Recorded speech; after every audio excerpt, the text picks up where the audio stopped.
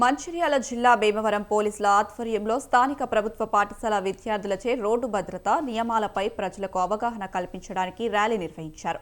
ఈ సందర్భంగా వాహనాలు నడిపేటప్పుడు తప్పకుండా హెల్మెట్ ధరించాలని ఏసీపీ వెంకటేశ్వర్ సూచించారు. వాహనదారులు తప్పనిసరిగా వాహన ధృవీకరణ పత్రాలు, లైసెన్సులు, ఇన్సూరెన్స్ పత్రాలు కలిగి ఉండాలని తెలిపారు.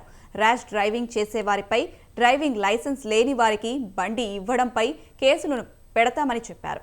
వాహనదారులు రోడ్డు భద్రతా నియమాలను తప్పనిసరిగా పాటించాలని ఏసీపీ కోరారు. ప్రోగ్రామ్ ర్యాలీ తీయడం జరిగింది.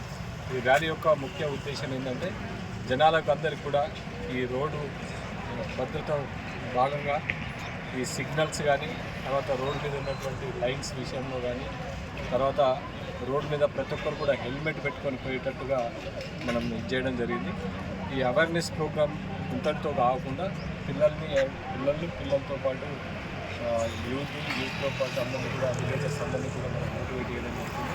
హెల్మెట్ లేకుండా ఎట్టి పరిస్థితుల్లో బయటకు వెళ్ళకూడదని చెప్పి మరీ మా పోలీస్ శాఖ తరఫు నుంచి విన్నవిస్తున్నాం. అదేవిధంగా